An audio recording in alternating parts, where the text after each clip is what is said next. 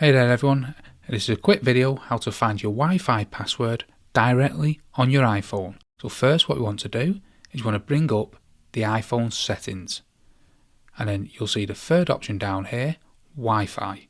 So let's tap into that. Now in the Wi-Fi section you'll see all the current connections, and this one here with the tick next to it is what we're currently connected to.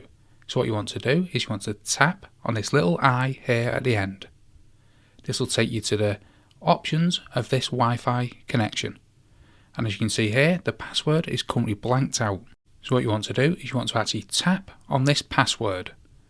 You'll then need to enter your iPhone's passcode, and once you've entered the passcode, the password for the Wi-Fi will be available, and you'll be able to copy it and then or write it down and share it with whoever you need to.